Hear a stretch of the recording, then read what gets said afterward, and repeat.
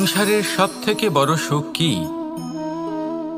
কেউ বলবেন নিজের লক্ষ্য প্রাপ্ত করা, কেউ বলবেন ধন উপার্জন করা, কেউ বলবেন নিদ্রাই সবথেকে বড় সুখ, কেউ বলবেন রাজ্য লাভ করা, আবার কেউ বলবেন মাতার হাত থেকে খাবার খাওয়া, আদি ইত্যাদি। কিন্তু যদি সত্যি কথা বলি, এই সংসারের সবথেকে বড় সুখ হলো সেবা করা। কখনো কাউকে সেবা করে দেখুন। এই সেবা দ্বারা অন্য কোনো মানুষের আশীর্বাদ লাভ করাতেই সুখ রয়েছে। আপনার সেবা ভাব দ্বারা যখন কোনো মানুষ নিজের অন্তরাত্মা থেকে আপনাকে আশীর্বাদ করে, তার থেকে বড় সুখ আর কিছুই নেই। কারণ প্রত্যেক মানুষের মধ্যে ঈশ্বর বাস করেন। নরের সেবাই হল নারায়ণের সেবা। নিষ্কাম সেবা করাই হলো সবথেকে বড় সুখ। তাই নিজের অন্তরে সেবার এই ভাব জাগ্রত করুন। যে সুখের কথা আমি বলছি, সেই সুখ অনুভব করেই দেখুন। এই মন সুপ্রসন্ন হয়ে বলবে, রাধা রাধা। বাহ! পুষ্পের সুবাস আমার খুব ভালো লাগে। অত্যন্ত সুন্দর হয় এই পুষ্প। এইভাবে চারিদিকে পুষ্প দেখে মন আনন্দিত হয়ে ওঠে। এবার আপনারা ভেবে দেখুন, আমার চারিদিকে পুষ্প নয়, আগুন আছে। তাহলে কি হবে? আমার শরীর কি জ্বলে যাবে না? অবশ্যই জ্বলবে। শরীরকে কি আগুনের তাপ সহ্য করতে হবে না? অবশ্যই সহ্য করতে হবে। এটাই হলো প্রকৃতির নিয়ম। এই নিয়ম কিন্তু আমরা সবাই জানি, কিন্তু আমাদের মধ্যে বেশিরভাগ মানুষ এই বিভ্রান্তি নিয়ে বাঁচি যে এই যে প্রকৃতির নিয়ম, তা আমার ওপর প্রযোজ্য নয়। তা কিন্তু নয়। আমাদের চতুর্দিকে এই যে নিসর্গ রয়েছে, আমরা তার কতটা ক্ষতি করি সেটা একবার ভেবে দেখুন। আমরা বনাঞ্চল জ্বালিয়ে দিই, বায়ু দূষিত করি, জল দূষিত করি, প্রাণীদের হত্যা আমরা করি। কেন? এই নিসর্গ আমরা নষ্ট করি, যদিও আমরা জানি যে আমরাও হলাম এই নিসর্গেরই অংশ। এবার দেখুন, শরীরের কোনো অংশে যদি আগুন ধরান, আস্তে আস্তে সমস্ত শরীরও জ্বলে যাবে। সেইভাবেই নিসর্গ যদি নষ্ট হয়ে যায়, তাহলে মনুষ্য জাতিও নষ্ট হয়ে যাবে। তাই এই যে নিসর্গ আপনি দেখছেন, এই পুষ্প, এই বৃক্ষ, বায়ু, জল, এদের সকলকে রক্ষা করুন, নষ্ট নয়। মনে রাখবেন, যদি নিসর্গ থাকে মানুষ থাকবে, যদি নিসর্গ থাকে তাহলেই জীবন থাকবে। আসুন আমার সাথে ভালোবেসে বলুন, রাধা রাধা। এই সংসারে সবাই বলেন, আমি অর্জুনের মতো হয়ে উঠতে চাই। সবাই চায় যে তারাও যেন অর্জুনের মতো গান্ডীব লাভ করে। তারাও চায় যে তাদেরকেও মহাদেব এসে পশুপতি অস্ত্র দান করবেন। তারাও এটাই চায় মহাভারতের মতো মহাসংগ্রামে বিজয়ী হতে। কিন্তু সবাই ভুলে যান যে অর্জুন যা হতে পেরেছিলেন, সবকিছুই অর্জন করেছিলেন। যদি আপনিও অর্জুনের মতো গান্ডীব লাভ করতে চান, তবে আপনাকেও তার মতোই শ্রেষ্ঠ কাঠ নির্বাচন করতে হবে। সেই কর্ম আপনাকেই করতে হবে। তার প্রত্যঞ্চা যাতে তীব্র হয়, তার জন্য আপনাকে সর্বশ্রেষ্ঠ দড়ি খুঁজে বের করতে হবে। আপনার বাণ যাতে ঘাতক হয়, সেই জন্য আপনাকে নতুন নতুন ধাতু খুঁজে বের করতে হবে। সেই শিক্ষা আপনাকে লাভ করতে হবে, তবেই আপনার ইচ্ছে পূর্ণ হবে। অর্জুন হওয়া বড়ই সরল, যদি আপনি কিভাবে অর্জন করতে হয় তা জানেন। শুধুমাত্র স্বপ্ন দেখেন যারা, তারা কখনোই অর্জন করতে পারবেন না। কিন্তু যদি কেউ অজ্ঞাতবাস ভোগ করতে পারে, যদি কেউ লাক্ষাগৃহ থেকে পালিয়ে বাঁচতে পারে, যদি কেউ কঠোর তপস্যা করতে পারে, প্রতীক্ষা করতে পারে এবং পরিশ্রমও করতে পারে, তাহলে সে অর্জুন অবশ্যই হয়ে উঠবে। যদি আপনি অর্জুন হয়ে উঠতে চান, তাহলে কর্ম করতে শিখুন। আর আমার সাথে ভালোবেসে বলুন, রাধা রাধা। জীবন থাকলে লক্ষ্য অবশ্যই থাকবে। যদি লক্ষ্য থাকে, তার পথ অবশ্যই থাকবে। যদি পথ থাকে, তাহলে বাধা অবশ্যই থাকবে।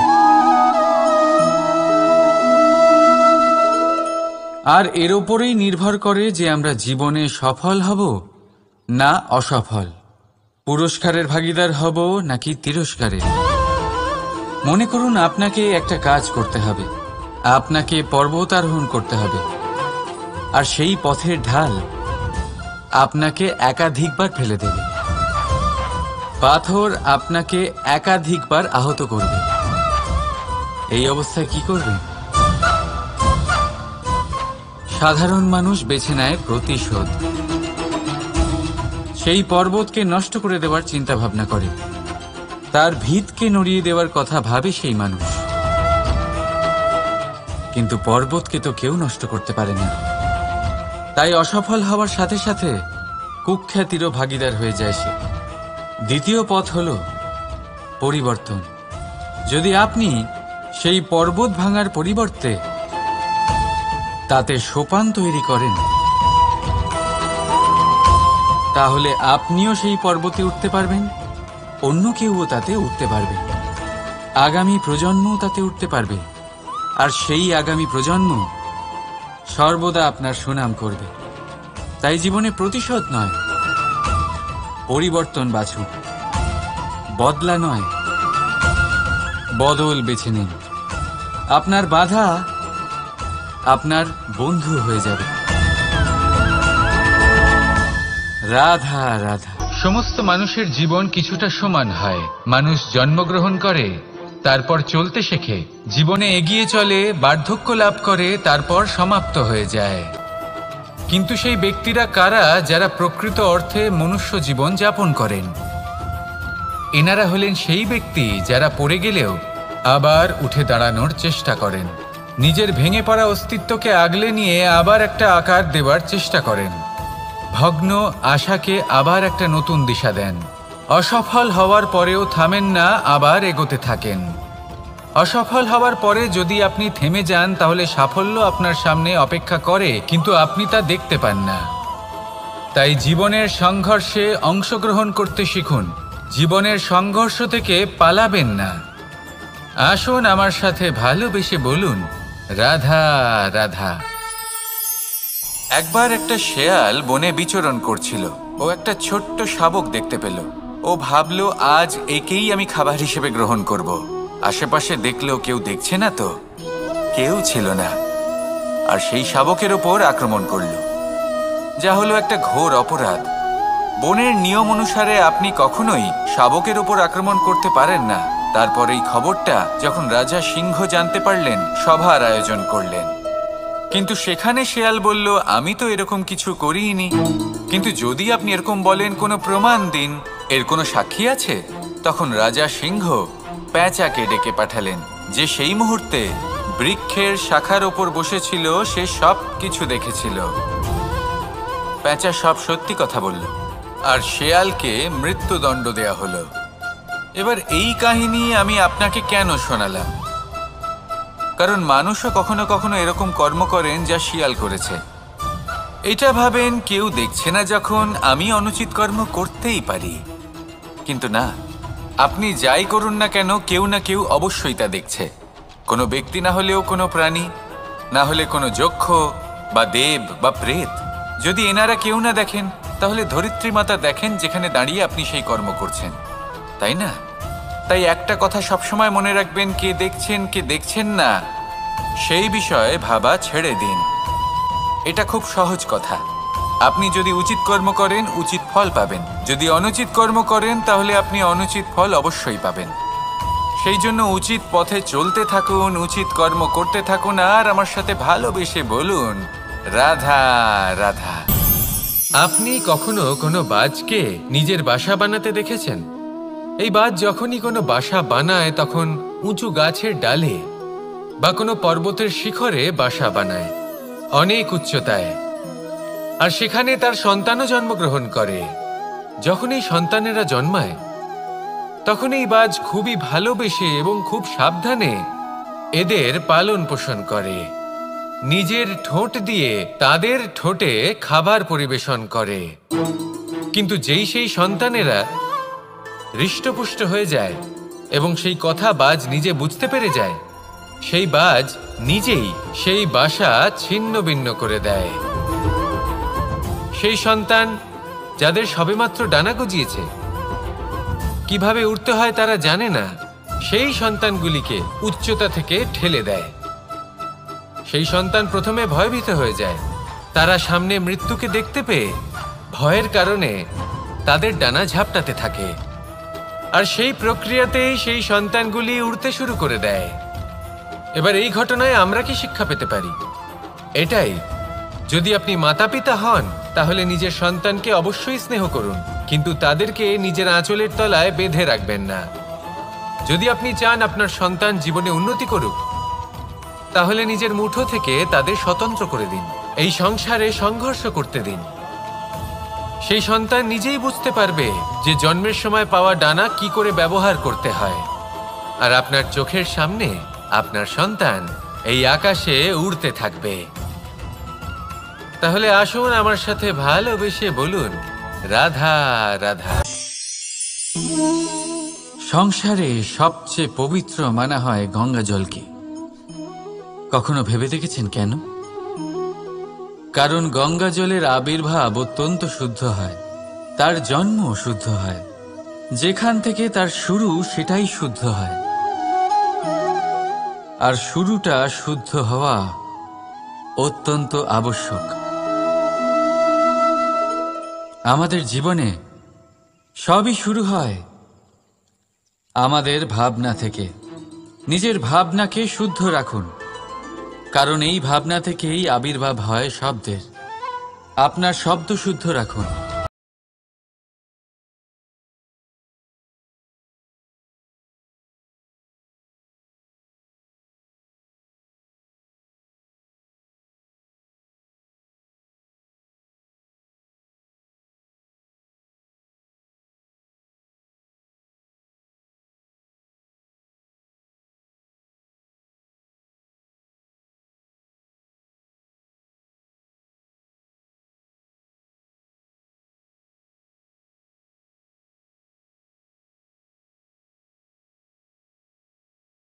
এই জীবনে নিজের ভাবনা শুভ রাখলে, শুদ্ধ করলে আপনার মন সুপ্রসন্ন হয়ে বলবে,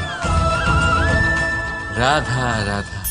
মানুষ জন্মগ্রহণ করে, তার সাথে ভয়েরও জন্ম হয়। ছোটবেলা থেকেই আমাদের মনে কোনো না কোনো প্রকারের ভয় থেকেই যায়। কেউ এই বিষয়ে ভয় পায় যে তার কোনো বস্তু তার থেকে দূরে চলে যাবে। কেউ এই বিষয়ে ভয় পায় যে আমি নিজেকে হারিয়ে ফেলব। কেউ এই ভেবে ভয় পায় যে আমার প্রিয়জনেরা তারা যেন আমার থেকে দূরে না চলে যায়।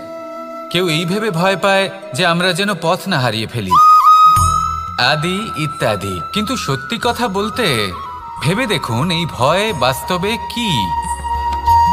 শুধুই একটা মনস্থিতি, আর কিছুই নয়। যা কিছু আপনি জীবনে পেয়েছেন তা একদিন আপনাকে হারাতে হবে। এই জীবন হলো আপনারই, কিন্তু তাও একদিন সমাপ্ত হবে। তাই ভয় পেয়ে কি লাভ? এই ভয় শুধু আপনাকে জীবনযাপন করা থেকে বাধা দিচ্ছে, আর কিচ্ছু নয়। পথ হারিয়ে ফেললেই বুঝতে পারবেন যে নতুন পথ কিভাবে বানাতে হয়। কিছু মানুষকে জীবন থেকে হারালে তবেই আপনি বুঝবেন যে আপনার আপনজনকে। এই ভয়ের কারণে ভীত হয়ে থাকবেন না। এই তারা নক্ষত্র অন্ধকারের অভাবে গুরুত্ব হারায়। শিবকেও মহাদেব হওয়ার জন্য বিষপান করতে হয়েছিল। প্রত্যেক পরিস্থিতি, প্রত্যেক সাফল্য আপনার পরীক্ষা নেবে। তাতে উত্তীর্ণ হওয়া হলো আপনার কর্ম। যখনই আপনি ভয় পাবেন বা সংকটের সম্মুখীন হবেন, তখন সাহসের সাথে তার সম্মুখীন হন। মনে রাখবেন, যে সম্মুখীন হতে জানে সাফল্য তার সাথে সবসময় থাকে। আসুন আর আমার সাথে ভালোবেসে বলুন, রাধা রাধা। আমাদের হাতটা দেখুন। এই হাতে 5টা আঙুল আছে, যা ভিন্ন ভিন্ন ধরনের। একরকম কেন নয়? কারণ হলো প্রত্যেকের নিজের নিজের গুরুত্ব আছে, নিজের নিজের মাহাত্ম্য আছে।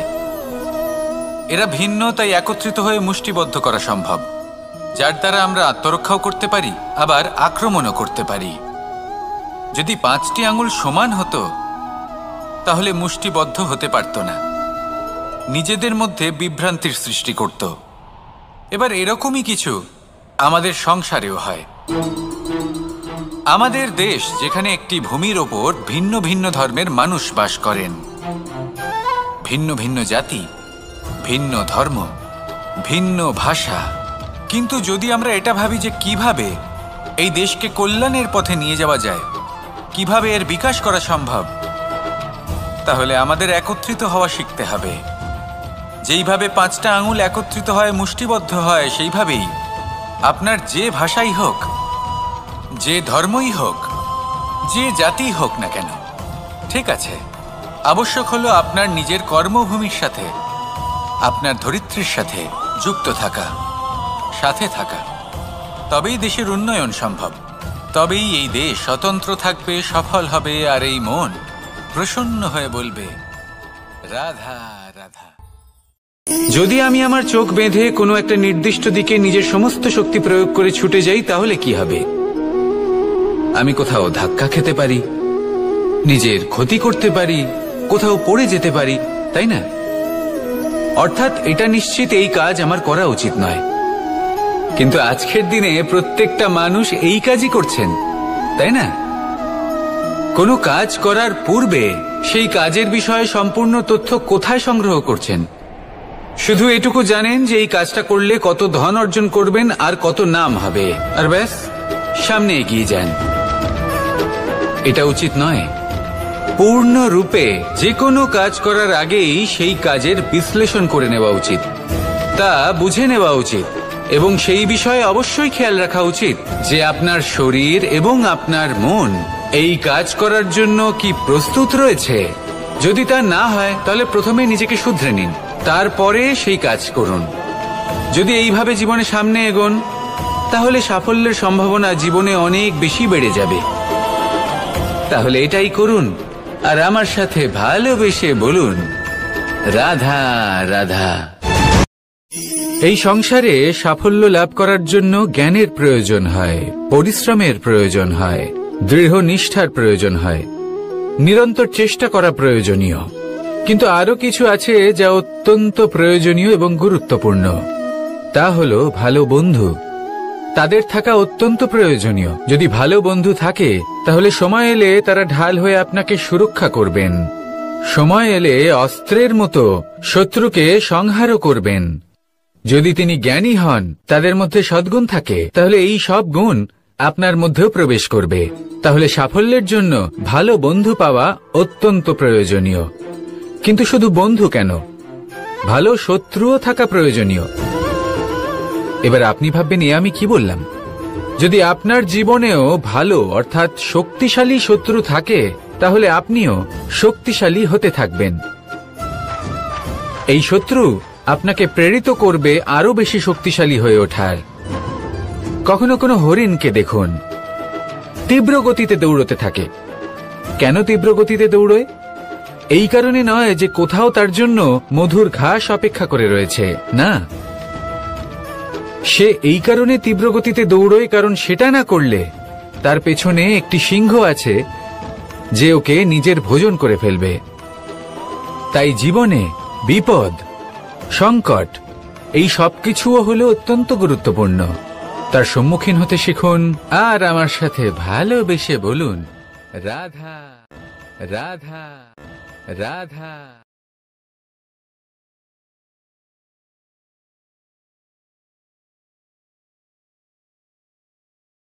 লক্ষ্যে পৌঁছানো অত্যন্ত কঠিন হয়।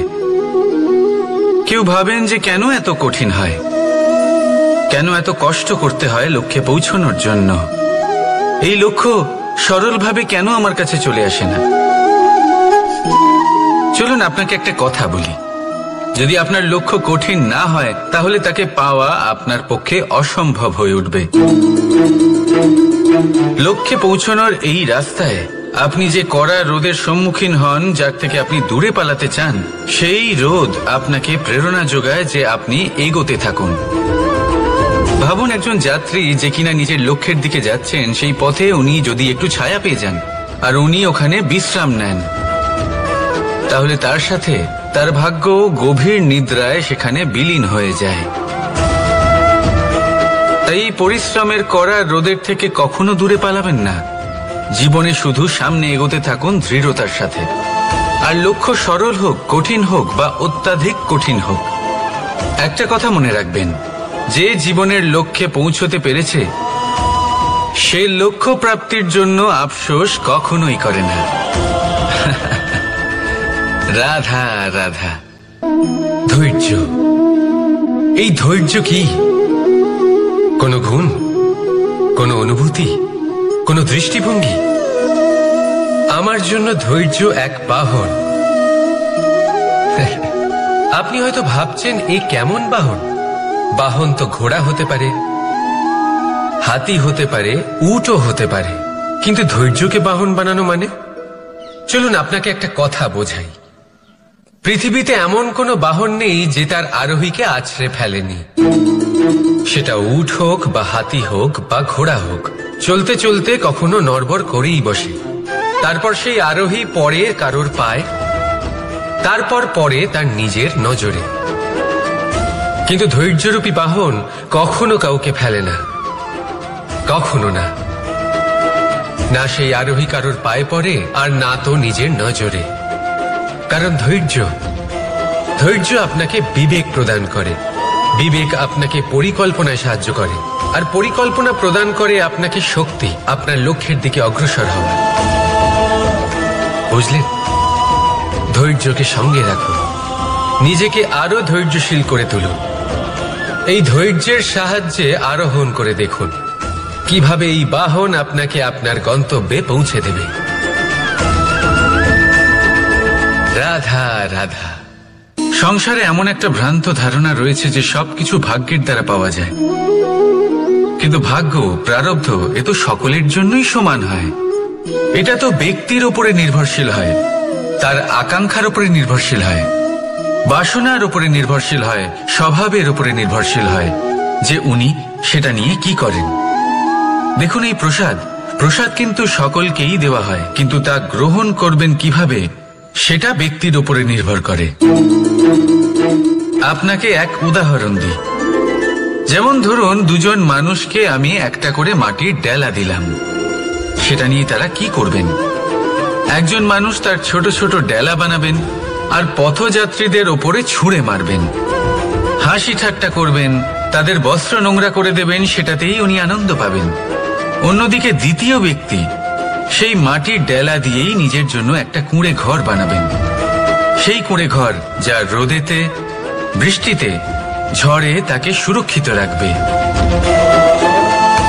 অনুভূতি, এই অনুভূতি বদলাতে শিখুন। এই অনুভূতি অত্যন্ত গুরুত্বপূর্ণ। ভালোবাসাতেও এই অনুভূতি হলো অত্যন্ত গুরুত্বপূর্ণ। ভালোবাসা সে বন্ধুর সাথে হোক, মা বাবার সাথে হোক, ভাই বোনের সাথে হোক, স্ত্রীর সাথে হোক, যে কারোর সাথে হোক। মনে রাখবেন, এই হলো সেই অনুভূতি যা আপনার ভাগ্য নির্ধারণ করে থাকে। তাহলে আসুন আমার সাথে প্রেমের অনুভূতি নিয়ে বলুন, রাধা রাধা। লক্ষ্য, পথ আর সাফল্য, এই তিনটেই একে অপরের সাথে জড়িত, কিন্তু অনেকবার মানুষ এদের ঠিকভাবে বুঝতে পারেন না। তারা ভাবেন যে যেরকম লক্ষ্য হবে সেরকমই পথ হবে, সেই মতোই লক্ষ্য কঠিন হলে পথ কঠিন হবে, লক্ষ্য সরল হলে পথ সরল হবে। যদি আপনাকে আসল সত্যের সাথে অবগত করাই, তাহলে দেখবেন সবকিছুই এর উল্টো। লক্ষ্য নিজের পথ বানায় না,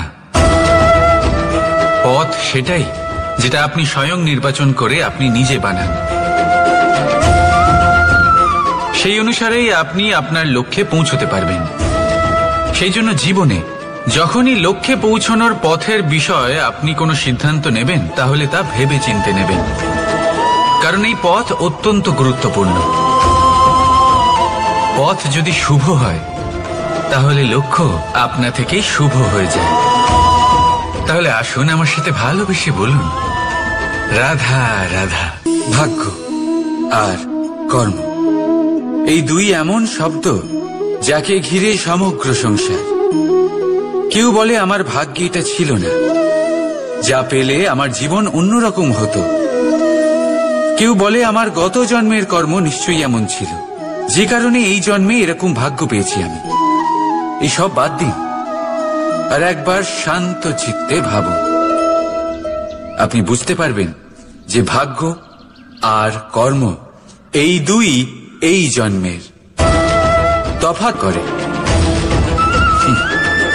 রাধা রাধা নাম কত সাধারণ একটা বিষয়। প্রত্যেক মানুষ যে জন্ম নেয় তাকে একটা নাম দেওয়া হয়, যা সে পেয়ে থাকে তার মাতা পিতার দ্বারা, না হলে তার গুরুর দ্বারা, বা কোনো আত্মীয়ের দ্বারা, বা কোনো কাছের মানুষের দ্বারা। এই নামের সাথেই সে আস্তে আস্তে বেড়ে ওঠে। কিন্তু এটাই কি সেই নাম? এই নামই কি সবকিছু? কখনোই নয়। একটা নাম সেটা যা আপনি জন্মের সময় লাভ করেন, যে নামে আপনি কর্মের পথে অগ্রসর হন। আরও একটা নাম সেটা যা আপনি আপনার কর্মের দ্বারা অর্জন করেন, আর এই নামেই আপনাকে সবাই যুগ যুগ ধরে মনে রাখে। আপনার আসল নাম সেটা নয় যা আপনাকে জন্মের সময় দেওয়া হয়েছিল। আপনার আসল নাম সেটা যেটা আপনি আপনার কর্ম দ্বারা লাভ করেছেন, কারণ সেই লাভের পেছনে প্রচুর প্রয়াস লুকিয়ে থাকে, অনেক পরিশ্রম লুকিয়ে থাকে। কিন্তু যদি আপনি চান যে মানুষ আপনার নাম মনে রাখে, তাহলে আপনাকে কর্মের পথে অগ্রসর হতেই হবে, শুভ কর্ম করতে হবে, অনর্গল চেষ্টা করে যেতে হবে, মহান কাজ করতে হবে। আর বিশ্বাস করুন, আপনি একটা মহান নামের ফল অবশ্যই লাভ করবেন। রাধা রাধা। আমি এখানে একা এই বনে বসে আছি, বাঁশি বাজাচ্ছি। কার জন্য? কে আছেন এখানে? কেউ নেই। আমার প্রজা, আমার রাজ্য, আমার পরিবার আমার থেকে অনেক দূরে আছেন। আমি এখানে একা এই বনে বসে এই আকাশের এই রঙের, গাছের এই সব ফলের, মাটির সুবাসের আনন্দ উপভোগ করছি। কেন? আমি হলাম দ্বারকাধীশ। এমন কি রাজকীয় বা ভৌতিক সুখ রয়েছে যে আমি ওখানে পেতে পারি না? সবকিছুই পেতে পারি, তাও এখানে বনে একা বসে আছি। কোন সুখ খুঁজে চলেছি? একা থাকার সুখ। আমরা প্রত্যেকদিন অনেক মানুষের সাথে, চিন্তাধারার সাথে, কর্মের সাথে, পরিস্থিতির সাথে, সুখ দুঃখের দ্বারা বেষ্টিত থাকি।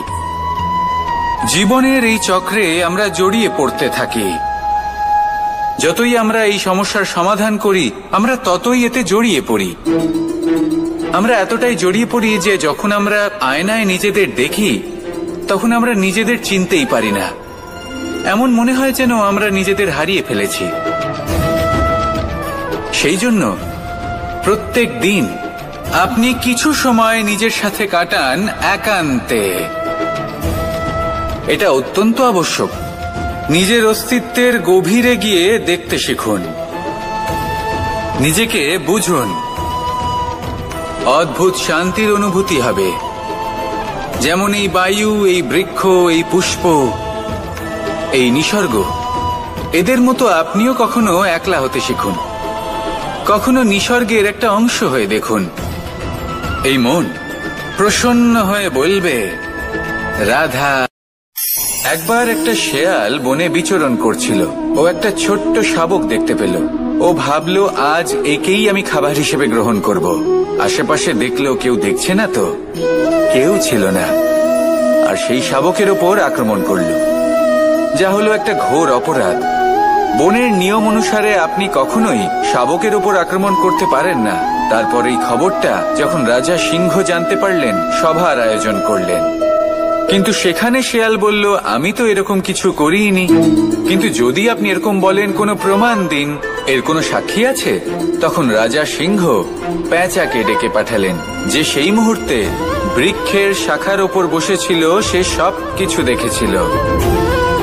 পেঁচা সব সত্যি কথা বলল, আর শেয়ালকে মৃত্যুদণ্ড দেয়া হলো। এবার এই কাহিনী আমি আপনাকে কেন শোনালাম?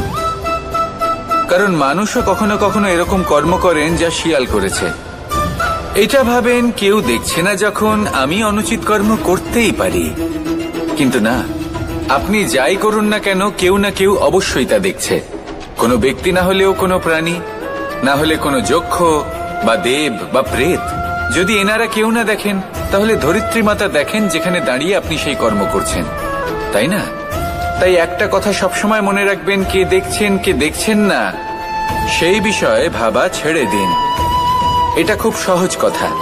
আপনি যদি উচিত কর্ম করেন উচিত ফল পাবেন, যদি অনুচিত কর্ম করেন তাহলে আপনি অনুচিত ফল অবশ্যই পাবেন। সেই জন্য উচিত পথে চলতে থাকুন, উচিত কর্ম করতে থাকুন, আর আমার সাথে ভালোবেসে বলুন রাধা রাধা। বাহ, পুষ্পের সুবাস আমার খুব ভালো লাগে, অত্যন্ত সুন্দর হয় এই পুষ্প। এইভাবে চারিদিকে পুষ্প দেখে মন আনন্দিত হয়ে ওঠে। এবার আপনারা ভেবে দেখুন, আমার চারিদিকে পুষ্প নয় আগুন আছে, তাহলে কি হবে? আমার শরীর কি জ্বলে যাবে না? অবশ্যই জ্বলবে। শরীরকে কি আগুনের তাপ সহ্য করতে হবে না? অবশ্যই সহ্য করতে হবে। এটাই হলো প্রকৃতির নিয়ম। এই নিয়ম কিন্তু আমরা সবাই জানি, কিন্তু আমাদের মধ্যে বেশিরভাগ মানুষ এই বিভ্রান্তি নিয়ে বাঁচি যে এই যে প্রকৃতির নিয়ম তা আমার ওপর প্রযোজ্য নয়। তা কিন্তু নয়। আমাদের চতুর্দিকে এই যে নিসর্গ রয়েছে, আমরা তার কতটা ক্ষতি করি সেটা একবার ভেবে দেখুন। আমরা বনাঞ্চল জ্বালিয়ে দিই, বায়ু দূষিত করি, জল দূষিত করি, প্রাণীদের হত্যা আমরা করি। কেন? এই নিসর্গ আমরা নষ্ট করি, যদিও আমরা জানি যে আমরাও হলাম এই নিসর্গেরই অংশ। এবার দেখুন, শরীরের কোনো অংশে যদি আগুন ধরান, আস্তে আস্তে সমস্ত শরীরও জ্বলে যাবে। সেইভাবেই নিসর্গ যদি নষ্ট হয়ে যায় তাহলে মনুষ্য জাতিও নষ্ট হয়ে যাবে। তাই এই যে নিসর্গ আপনি দেখছেন, এই পুষ্প, এই বৃক্ষ, বায়ু, জল, এদের সকলকে রক্ষা করুন, নষ্ট নয়।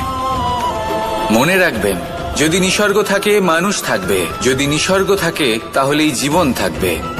আসুন আমার সাথে ভালোবেসে বলুন রাধা রাধা। কারই না পছন্দ বলুন তো? অত্যন্ত সুস্বাদু হয় এই মধু, মিষ্টি খেতে হয় এবং তা শক্তিও প্রদান করে, এবং প্রত্যেকটি মিষ্টি পদার্থের মতোই এতেও খুব তাড়াতাড়ি পিঁপড়ে ধরে যায়। অন্যদিকে যদি নুনকে দেখি তাহলে বছরের পর বছর রাখলেও এতে পিঁপড়ে ধরে না। এবার যদি কথা বলি বন্ধুত্বের, তাহলে বন্ধুত্ব নুনের মতো হওয়া উচিত, মধুর মতো নয়। যারা সামনে এলে শুধুমাত্র মধুর মধুর কথা বলবে, পরে এতে পিঁপড়ে ধরে যাবে, এটা নুনের মতো হওয়া উচিত। প্রকৃত বন্ধু হলো সে যে সময় এলে পরে আপনার সামনে আপনার প্রকৃত সত্য তুলে ধরবে, তা সে যতই কঠিন হোক না কেন। আপনার দোষ, আপনার অপগুণ, আপনার খামতি আপনাকে বলতে পারবে, যাতে আপনি সেগুলো শুনে মেনে নিয়ে তারপর নিজেকে শুধরোতে পারেন। এটাই হলো প্রকৃত বন্ধুত্ব। কখনো নিজের জীবনের আশেপাশে মন দিয়ে দেখবেন, অনেক সময় এমন মানুষ থাকেন, অনেক বন্ধু থাকেন যাদের দেখে আমাদের মনে হয় যে এনারা খুব কঠোর, এনাদের কথা খুব কটু। কিন্তু বেশিরভাগ এমন মানুষের মনটা যদি বুঝতে পারেন তাহলে দেখবেন তাতে কোনো মালিন্য নেই, এনাদের মন অত্যন্ত পবিত্র হয়। যদি আপনার জীবনেও এমন কোনো ব্যক্তি থেকে থাকে, এমন বন্ধু থাকে, তাহলে তাদের আগলে রাখুন আর আমার সাথে ভালোবেসে বলুন রাধা রাধা। যতক্ষণ আমরা এই সংসারে জীবিত ততক্ষণ আমাদের সাথে সবকিছু থাকে, আমাদের ধন, সুখ স্বাচ্ছন্দ্য, আমাদের মিত্রগণ, আমাদের পরিবার, এই সমাজ, এই সবকিছু আমাদের সাথে থাকে। যেদিন আমরা এই সংসারকে ত্যাগ করব, এদের মধ্যে কেউ আমাদের সাথে যাবে না, না ধন, না স্বাচ্ছন্দ্য, না সম্পত্তি। এই সকল মানুষ, এই সমাজ, এরা শুধুমাত্রই শ্মশান পর্যন্ত আমাদের সাথে থাকতে পারবেন। তারপরে যদি আমাদের সাথে কিছু যেতে পারে তাহলে তা শুধুই আমাদের ধর্ম। আর এই সংসারে আমরা নিজেদের যে সুনাম রেখে যাই সেটা সম্ভব শুধুমাত্র কর্মের দ্বারা। সেই জন্য সংসারে যতদিন পর্যন্ত জীবিত আছেন, যদি কিছু অর্জন করতে চান তাহলে ধর্ম অর্জন করুন, ধর্মের বিষয়ে স্পষ্টতা অর্জন করুন এবং কর্ম অর্জন করুন। এটাই হবে আপনার অতীত এবং এটাই হবে আপনার ভবিষ্যৎ, এবং এটাই সকলকে প্রেরণা প্রদান করবে। আসুন আমার সাথে ভালোবেসে বলুন রাধা রাধা। যখনই কোনো যাত্রায় যাব বলে মনে করি তখনই আমরা প্রস্তুত থাকি আসন্ন বিপদের জন্য বা সংকটের জন্য। যেমন যদি আমাদের মনে হয় যে আজকের পরিবেশ খুব ঠান্ডা হবে, তাহলে আমরা গরম বস্ত্র ধারণ করি বা সেটাকে সাথে নিয়ে যাই। যদি মনে হয় যে বৃষ্টি হতে পারে বা বৃষ্টি হয়ে চলেছে আমরা দেখছি, তাহলে আমরা একটা ছাতা সাথে নিয়ে নিই। আমরা প্রস্তুত থাকতে চাই এবং এটাই উচিত, এবং সেই কারণেই আমরা যাত্রায় সাফল্য লাভ করি। কিন্তু যদি আমরা কথা বলি জীবনযাত্রা নিয়ে, যা কিনা সব থেকে বেশি গুরুত্বপূর্ণ, তাহলে তার জন্য আমরা পূর্ণরূপে প্রস্তুত থাকি না। আশেপাশের মানুষ, এই সমাজ, আমাদের সাথী, আমাদের মিত্ররা যে কোনো মুহূর্তে বদলে যেতে পারেন। সেই জন্য আমরা নিজেদেরকে কখনো সাবধান করি না, কখনোই নিজেদের প্রস্তুত করি না। আমাদের এটা কখনোই মনে হয় না যে এরকম হতে পারে, আর সেই কারণেই শেষে গিয়ে আমরা অত্যন্ত দুঃখ পাই। একটা অমূল্য শিক্ষা আছে যেটা আমাদের লাভ করা উচিত। সতর্ক থাকা উচিত। এই জীবনযাত্রার জন্য শুধুমাত্র এই পরিবেশের বিষয়ে তথ্য সংগ্রহ করা বা তাকে অনুমান করা এটুকু হলেই চলবে না। আমাদের আশেপাশের মানুষজনকে দেখতে হবে, তাদের স্বভাব পরিস্থিতির ওপর নজর রাখতে হবে। যখন তারা রং পাল্টাচ্ছেন নজর রাখতে হবে, তা অত্যন্ত আবশ্যক। পরিবর্তন আপনার জীবনে অবশ্যম্ভাবী। সঠিকভাবে তার সম্মুখীন হন। আসুন আমার সাথে ভালোবেসে বলুন রাধা। এই সংসারে সবাই বলেন আমি অর্জুনের মতো হয়ে উঠতে চাই। সবাই চায় যে তারাও যেন অর্জুনের মতো গান্ডীব লাভ করে।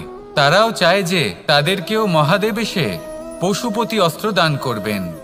তারাও এটাই চায় মহাভারতের মতো মহাসংগ্রামে বিজয়ী হতে।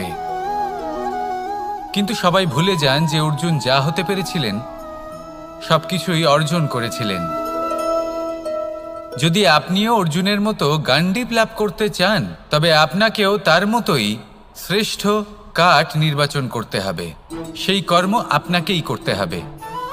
তার প্রত্যঞ্চা যাতে তীব্র হয় তার জন্য আপনাকে সর্বশ্রেষ্ঠ দড়ি খুঁজে বের করতে হবে। আপনার বাণ যাতে ঘাতক হয় সেই জন্য আপনাকে নতুন নতুন ধাতু খুঁজে বের করতে হবে। সেই শিক্ষা আপনাকে লাভ করতে হবে, তবেই আপনার ইচ্ছে পূর্ণ হবে। অর্জুন হওয়া বড়ই সরল, যদি আপনি কিভাবে অর্জন করতে হয় তা জানেন। শুধুমাত্র স্বপ্ন দেখেন যারা, তারা কখনোই অর্জন করতে পারবেন না।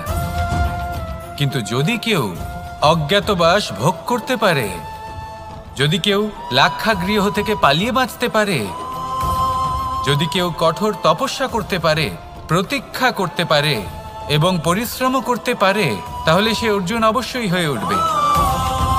যদি আপনি অর্জুন হয়ে উঠতে চান তাহলে কর্ম করতে শিখুন। আর আমার সাথে ভালোবেসে বলুন রাধা রাধা। জীবন থাকলে লক্ষ্য অবশ্যই থাকবে। যদি লক্ষ্য থাকে তার পথ অবশ্যই থাকবে। যদি পথ থাকে তাহলে বাধা অবশ্যই থাকবে।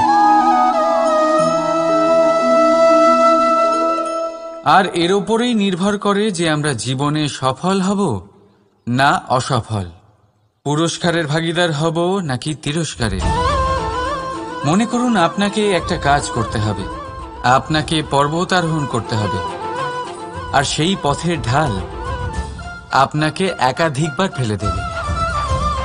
পাথর আপনাকে একাধিকবার আহত করবে। এই অবস্থায় কি করবেন? সাধারণ মানুষ বেছে নেয় প্রতিশোধ। সেই পর্বতকে নষ্ট করে দেওয়ার চিন্তা ভাবনা করে, তার ভিতকে নড়িয়ে দেওয়ার কথা ভাবে সেই মানুষ। কিন্তু পর্বতকে তো কেউ নষ্ট করতে পারে না। তাই অসফল হওয়ার সাথে সাথে কুখ্যাতিরও ভাগীদার হয়ে যায় সে। দ্বিতীয় পথ হলো